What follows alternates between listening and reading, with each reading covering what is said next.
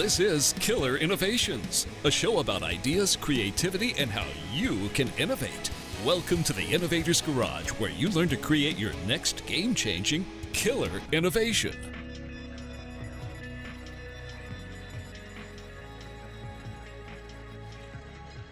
Hello and welcome to Killer Innovations. I'm your host, Phil McKinney. We are here in the studio in Northern Colorado for another week's episode of the show. As many of you know, we've been doing this show for quite some time. We just started season 16. So yes, there are 15 years of archive that you can go find. Just hop on over to killerinnovations.com and you can go back and search. And yes, show episode number 1 is still up in the archive. So today's show, we're going to take a little bit of a different. Last couple of shows, we've been focusing on virtual brainstorming. So I'm going to take a little bit of a break this week, and we're going to go with a completely different topic. And the topic that I want to talk about today is really around buzzwords. Now, buzzwords just absolutely drive me crazy. People misuse them. People try to show off how smart they are. And I think they just cause a lot of confusion for people, particularly people who don't deal with whatever the topic of the buzzword is day in and day out. So we're going to hop in and we're going to take a look at buzzwords. And I'm going to give you the list of the ones that drive me bananas. And I'd be interested in hearing which ones are the ones that kind of grate on you. And also, as part of this, I'm going to give you a couple of hints on how to avoid looking like an idiot. There's a lot of people out there that will try to make themselves sound better, particularly those that don't have familiarity with even the topic or the buzzword they're saying. So I'm sure none of you do that, but just want to give everybody fair warning as we go through this. Now, I will also admit, though, that some of these buzzwords you've heard on this show and you've seen in my blog post or you even read in my book. So this isn't calling you out as being something different. We all get caught in the trap of buzzwords. And part of what I'm trying to do today is kind of break the habit. So let's not delay. Let's go ahead and get right into talking about buzzwords. Now, what is a buzzword? A buzzword is, some important sounding, it's usually a technical term or it's a term specific to an industry or to a job function. So there are technical buzzwords, which I had to weigh in on when I was at HP. There's buzzwords for those people in the mobile industry. There's buzzwords if you're in marketing. There's buzzwords if you're in finance. But the word or the phrase that's used is often has little meaning, and it's used chiefly to impress laymen, like, oh, we have this secret language, and you don't know what that language is, which is all bogus. So buzzwords are this thing that kind of, rather than welcoming people in, it actually pushes people away because they're self-conscious. They don't know what that word means. They don't want to ask what that word means. So what are some buzzwords that are common out there? So here's just a quick example of just generic buzzwords that we all come across on a regular basis. So synergy. Oh, we need synergy with the ecosystem. We need stronger synergy with cross-functional teams within our organization. Well, what do we mean by synergy? It means something as simple as just work better together. Well, then why don't we just say that? Another buzzword that kind of gets under my skin is clickbait. It's a term that's kind of used as a negative slam for those that create content, whether that's blog posts or digital versions of newspapers or magazines. It's that title that causes you to click because it leaves you hanging. It doesn't quite tell you enough to know what the story is about, but it's intriguing enough for you to want to click. So it's a way to almost fool you to get into an article. It's clickbait. Growth hacking. This one is going way overboard, right? So it's how do you hack, or how do you almost like break the rules to drive growth within an organization? Why didn't we just say increase growth or exponentially grow your organization. Why do we have to use the term growth hacking? The other is close the loop, right? So let's close the loop. Let's make sure everybody's got all the information rather than just saying, talk to everybody. Do we have to say close the loop? The other is let's circle back.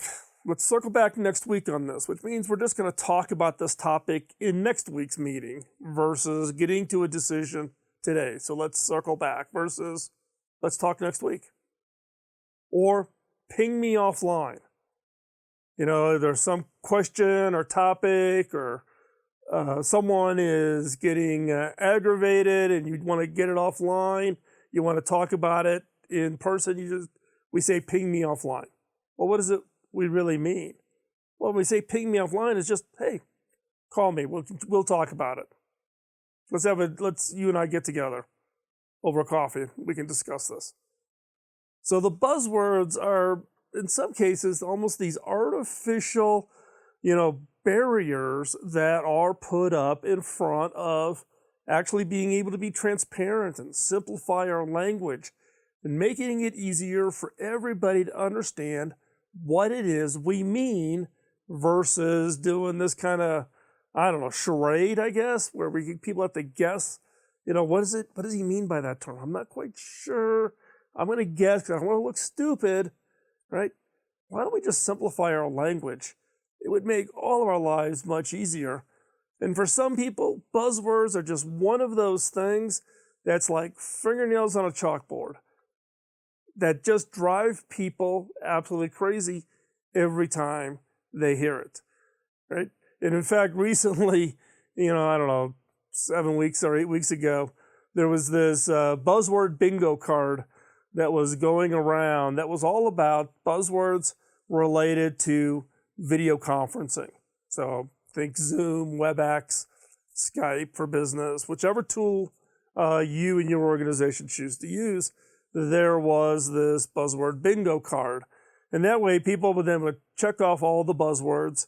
And then if you got bingo, you could yell bingo in the meeting. So buzzwords in this case would be like, can you hear me now? Please mute if you're not talking. Who's got the baby in the background? All of the buzzwords are common terms that we tend to repeat when we're on the video conferencing calls, or common terms that we constantly use. So buzzwords are one of those things that just drive people crazy. Now, I'm going to let you in on a little bit of a secret here. Innovation is no different than any other industry or any other job function, whether it be marketing, finance, technology, where they all have buzzwords. Guess what? We in the innovation game, we have buzzwords. And these buzzwords will drive people crazy just as much as any other. Now, number one on my list for innovation buzzwords is design thinking. Now, design thinking is a term that's been around for quite some time, but it drives people crazy. And in fact, it is a term hated by actual designers. Now, the original intent was to really define a process where the end user, the needs of your user, were conceived from the very start of the project all the way through. It wasn't like, let's get the features and functions right, and then we'll make it easy for the user. Or we'll get the feature and functions right and meet the unspoken needs of a user. We'll get the features right and we'll do X. No. Bring the user forward, put him in front, and then focus on designing the entire experience for that customer from the time they sign up to the time they're using your product to the point where they end of life your product. How do you put the user in a central position? Now, instead of it being that, it's turned into this people feeling good simply because we hold a session and we put a bunch of stickies up on a flip chart or up on a wall in a conference room. Now, is that really design thinking, or is it just making us feel good, right? So design thinking, kind of as a generic term, has turned into a buzzword. And when buzzwords get that kind of traction, they will tend to lose their meaning. People don't really remember what was the original intent of design thinking as a concept and as a design thinking as a process. You can go take executive training courses at leading universities around the world on design thinking, and each of them will have a different definition and a different understanding of how do you bring that forward and how do you really make that useful on the project that you have. And like I said before, this is a term that's absolutely hated by actual designers, because everybody then sounds like they understand design, when in reality, design is a lot harder than it looks. So with that, we're going to take a quick commercial break. When we come back, we're going to continue our conversation on innovation buzzwords.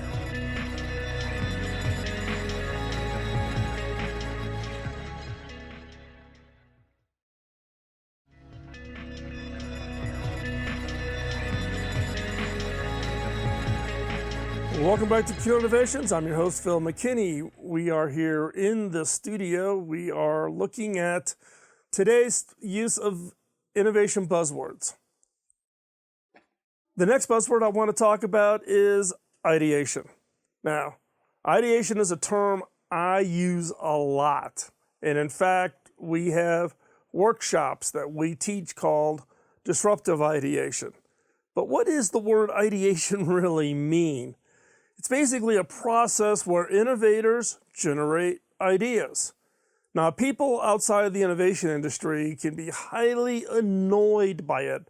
And I've learned this from people raising the issue of my use of the word ideation. Face it, it's a made-up word. It doesn't mean anything. So why don't we just say brainstorming? Do we hold an ideation workshop or do we hold a brainstorming workshop? What's the difference? What is the difference between an ideation workshop and a brainstorming workshop? Well, good question, right? And I'm not quite sure I could even explain it to you, or if there really is even something that is different. I think in some cases, some organizations and some innovation consultants conceived of the word ideation just as a way to make something sound like it's different. But the output of an ideation effort is what? Ideas. The output of a brainstorming effort is what? Ideas. Now, you could argue that brainstorming, you could think of that as a buzzword. Now, that's been around for quite some time, right?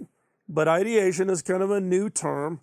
And in some cases, you could argue that people started using the word ideation because all of the website URLs and all of the SEO for brainstorming was too hard to get listed. So everybody switched to a new term in order to be able to go make it easy to be found and be able to find new clients. And, you know, it's the result of some innovation consultants trying to put a new kind of a spin on the same thing that we've always done, which is bring people together and facilitate an environment that encourages, supports, and rewards the ability of teams to generate the best ideas that lead to the best products. Okay? So it's really that simple. But we make it much harder with terms like ideation. Now, this next term is one that, again, I use a lot. I will be the first one to confess. But it's one that does drive some people crazy. And that is this term, disruptor.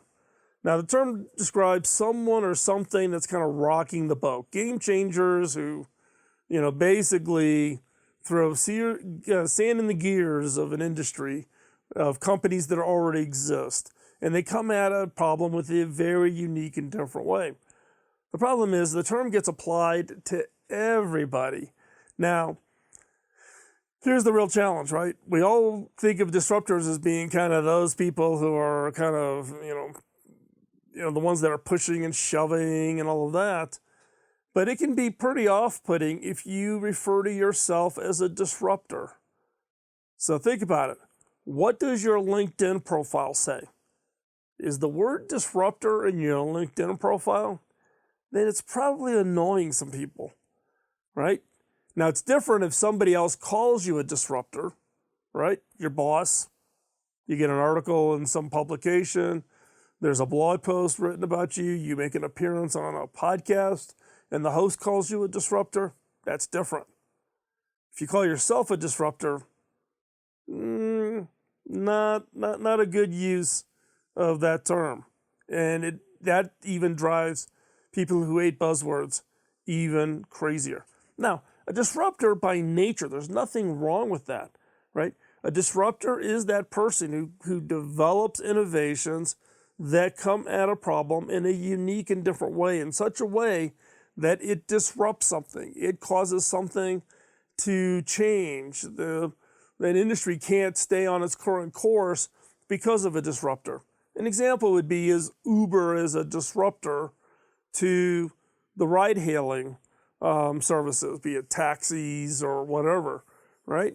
It used to be you'd go to the airport, you stand in your taxi line, you get into the taxi, and off you'd go to your destination versus, and then when you get to the destination, get your credit card out and swipe, and the card reader can't read your credit card. I can't tell you how many times that happened to me, in my travel. Uber disrupted the taxi industry. It created an entirely new industry, both Uber and Lyft.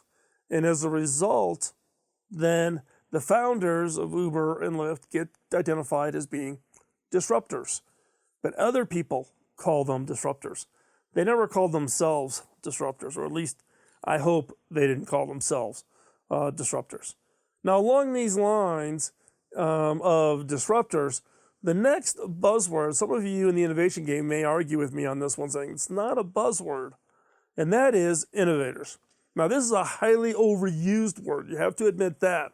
And this is basically someone who introduces a new product, a new services, or a new strategy that is some kind of revolutionary. People look at it and go, wow, that's different. Wow, that's unique.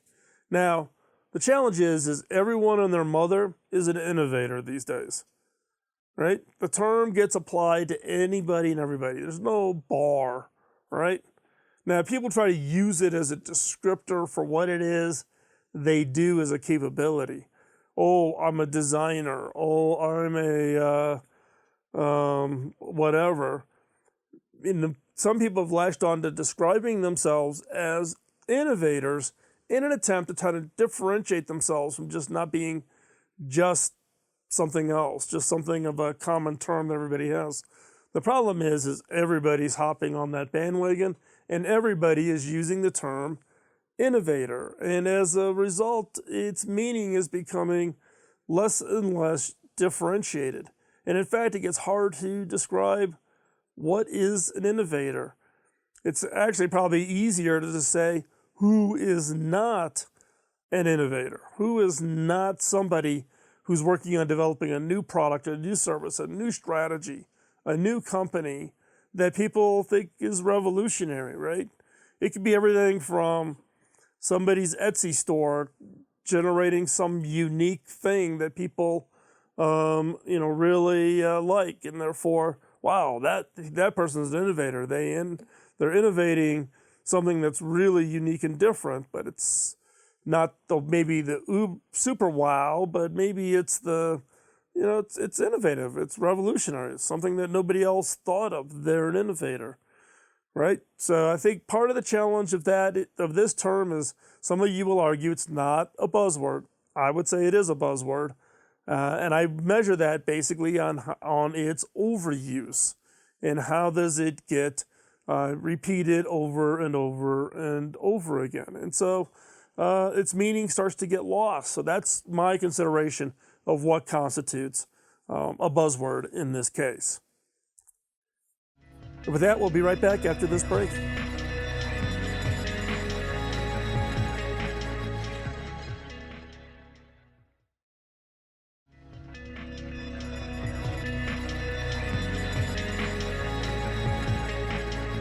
Welcome back to Innovations. I'm your host, Phil McKinney. We are continuing our conversation on innovation buzzwords. The next buzzword I want to talk about is system thinking. Now, some of you may have heard this, some of you may have not. If you are not using one of the big six, what we used to call the big six consulting houses that are all out there trying to push their innovation thinking. What they're talking about, or what they try to do, is an attempt to try to differentiate themselves. There's this term running around now in the innovation space called systems thinking. And basically that their position is that they're taking a unique look at innovation as a complex system rather than a process, right? Now, I came from Computer Sciences Corporation. I used to be part of one of the big consulting houses. I ran the telecom consulting practice worldwide. So this was, 1992 to 96, 91 to 90, 91 to 96, end of 96. And look, when I was there, if you're not familiar with the term business process reengineering, BPR, that's a term that was coined by Champy, who used to run the consulting, the high-end consulting practice at COC for many years, James Champy. So if you've read the business process reengineering book, that's all part of the same organization and team. So I understand what these big consulting houses are trying to do. You know, you're trying to differentiate yourself, trying to get attention to you, to try to win business, right? So they're using this term called systems thinking, which is a buzzword that comes from across a wide range of industries when you look at complex things as systems rather than just a defined, well-understood process. Now, the problem is this concept is so vague that few, if anyone, understands what it means or, quite honestly, achieves it. Right? They're trying to make something sound more complex than what it is, and they're using a buzzword that's used in other industries and bringing it in to the innovation space. So systems thinking, flat out, a buzzword that sounds complex, sounds hard, sounds interesting, sounds, wow, that's a different view. I hear everything about process or innovation frameworks, and everybody talks about it that way. I've never heard anybody talk about innovation as a systems process, as a systems approach rather than a process approach, right? So people get interested in the new shiny object. Systems thinking is the new shiny object when it comes to the innovation space, and that's the problem, right? People don't want to ask the question. A chief innovation officer does not want to ask, what does that really mean? And how's that really going to manifest itself? And how is that going to make my business or process better? Nobody wants to look stupid, so everybody even avoids ever asking the question about it, and it shows. I've seen so many organizations, large organizations, that get swept up into these kinds of discussions, and then they spend millions of dollars looking at and creating and setting up their approach to innovation with the help of some of these consultants. The consultant goes away, and when they get done, there's nothing there. They talked about a systems approach, but they didn't help the organization achieve it. Basically, it's a process with some pretty ribbons hanging off of it. So, buzzword, and a buzzword in particular to be very careful of. The next one is pain points. Now, I have to admit, I use this term a fair amount, so this is one of those things I have to catch myself on, right? Basically, the term is used in the context of talking about, answering customers' pain points, the things that just drive customers crazy. But isn't it just easier, more to the point, to say, we want to solve our customers' problems? Do we have to use the term pain point? Innovation is about solving our customers or our users' problems. That's it. Nice and simple. Everybody understands what that means. Versus a pain point. Well, does this constitute a pain point? It's not really a pain point. How big of a pain point does it have to be a pain before it becomes a pain point? Right? So you can get yourself chasing your tail all over this, right? So pain points is another one of those buzzwords that can, again, be highly annoying to people as to what is it you really mean, right? We want to solve our customers' problems. That's what a pain point is. Then just say it. Say what you mean versus trying to use yet another set of buzzwords. Look, I'm speaking to myself. This is one that I use, and I use it a fair amount when I'm doing public speaking. And the process of putting today's show, I basically had to recognize, and even some of the challenges of myself, where we're using terms because there's terms that's always been used, and it's a term we use in the innovation space. And part of my mission or my goal this year is to get rid of as much of the barriers or the friction that kind of creates an us and them condition between those that are in the innovation space and those that are not in the innovation space, or those that don't see them as being part of any kind of innovation effort, right? So I want to reduce that barrier, get rid of the buzzwords, and talk in plain and simple language. Pain point, great starting point in that case. Another buzzword is social innovation. Now, I've actually been an advisor for organizations that focus on social innovation, such as the Unreasonable Institute in Boulder and a number of others around the world. Now, the term, it's been used and its definition has been misused and redefined to the point where it's somewhat meaningless now. What does social innovation mean? Here's what I would propose. I would propose that it be used only for innovation to an intractable social problem. An intractable social problem. So that social problem could be, innovating to eliminate polio on a worldwide basis. Social innovation. Hunger. Clean water. Right? It's not, you can't call something social innovation when what was done was you installed a piano in a public space. Now that's a real example. I've seen people claim to design and develop social innovation, and the result was putting a piano in a walkway in a downtown area. Okay? What social problem? What was the social problem? What was the intractable, really hard, really big social problem you're going on for that? What was it? How are you going to make that work? Now, look, there's a lot of major social challenges we have in front of us, right? And the way I think about it is kind of a secondary meaning behind social innovation is from the perspective of an investor. Now, I do a little bit, not nearly as much as I used to, but I used to do a little bit of angel investing. I would invest in entrepreneurs.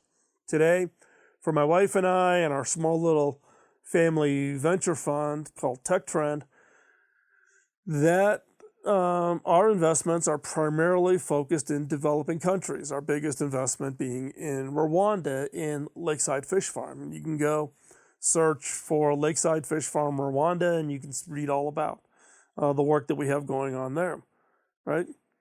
But in the case of social innovation, in the case of like Rwanda, my investment is not in the traditional P&L perspective. When someone comes to me and says, I'm doing social innovation, I think of myself as what we call an impact investor.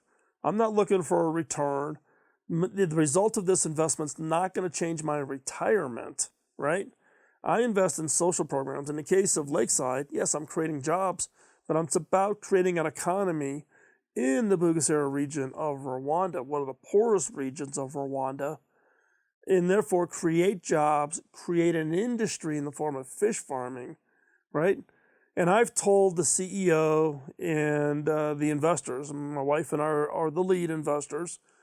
Technically, I'm the non-executive chair, right? That I will not touch my money for 35 years, right? So any outcome of that is going to have zero impact on my retirement. That's not the motivation. When I think about social innovation and having these big kinds of solving these big problems, we need a different investment model. And then when you say social innovation, I think impact investor, that is a great partnership, but the return and the approach to that innovation has to be completely different. And we'll be right back after this quick commercial break. Don't go anywhere. You're listening to Killer Innovations on the BizDog Radio Network.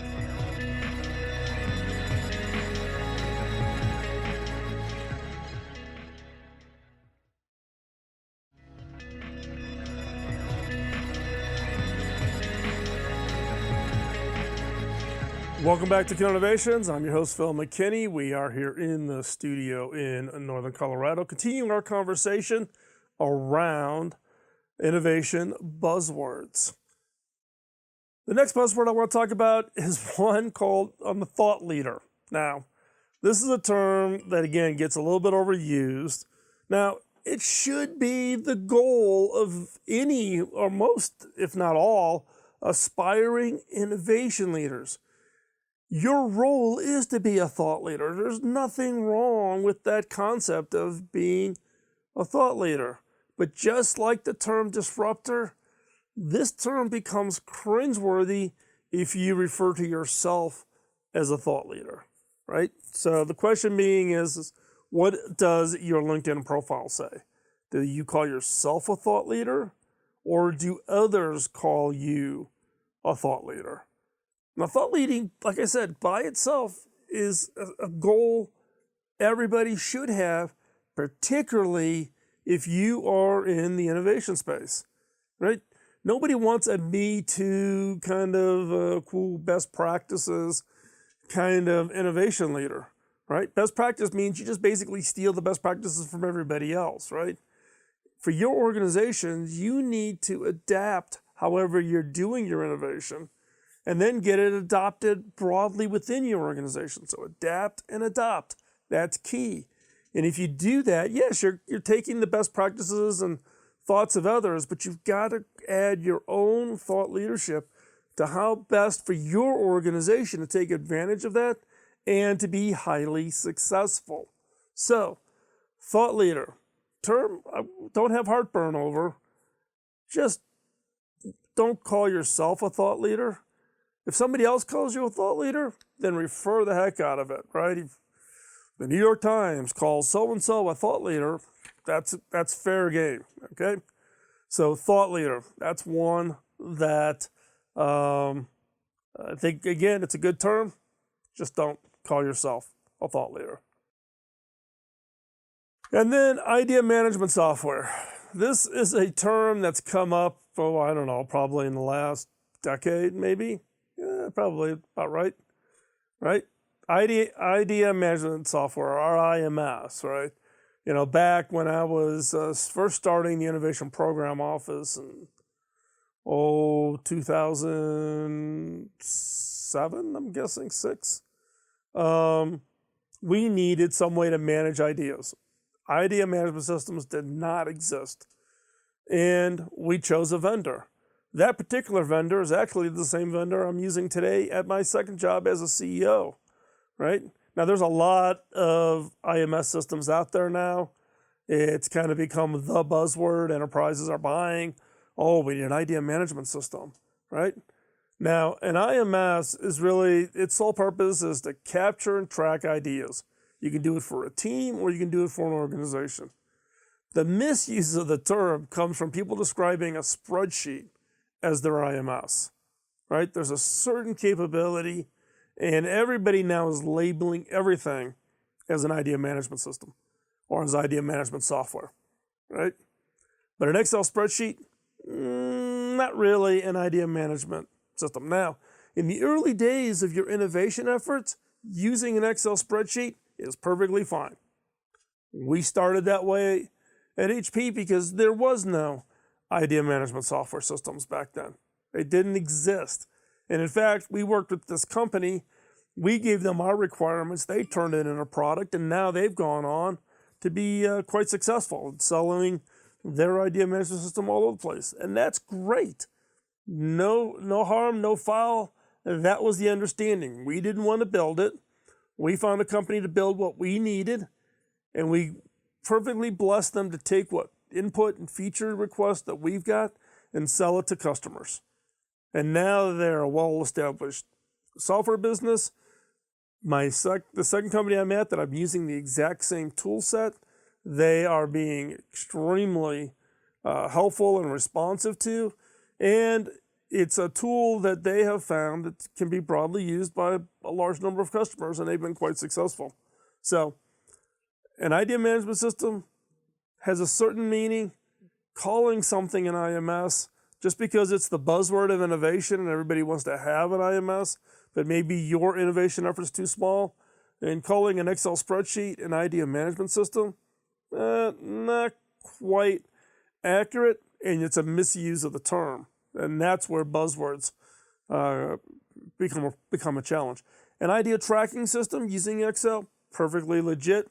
And if you're small, that's what you should start out with before you start writing big checks to have an idea management system put in place. And with that, we're going to wrap up today's show. Want to make sure that you have all the ways to get in contact with me. You can email me over at phil@killerinnovations.com, the blog, where I write columns and comments on a more broad and generic sense, is over at philmckinney.com. The show notes with everything we've talked about today, you can find them over at killerinnovations.com. And if you're interested in my book and understanding how it could potentially be helpful for you, you can hop on over to beyondtheobvious.com. And a little secret here is over at beyondtheobvious.com, the blog post, if you read all of the blog posts that are posted over there at Beyond the Obvious, you actually get everything that's in the book, because every word that's in the book appears in Beyond the Obvious over a whole series of posts. So with that, one other thing, if you would like to keep updated on everything I'm working on and the show and etc., 2 ways you can get updated. You can text the word innovation to 44222. So again, the word innovation to 44222, or you can send an email to innovation@killerinnovations.com. That's innovation@killerinnovations.com. The text of the innovation, that works in the United States. The email works worldwide. It'll add you onto the contact list. You'll get updated on my upcoming webinars, or where I'm just going to host an Ask Me Anything or something like that. So if you want to stay updated, text innovation to 44222 or innovation@killerinnovations.com. Either way gets you updated. And with that, I'm going to thank you for spending the time this week with us. We'll talk to you next week. Bye-bye.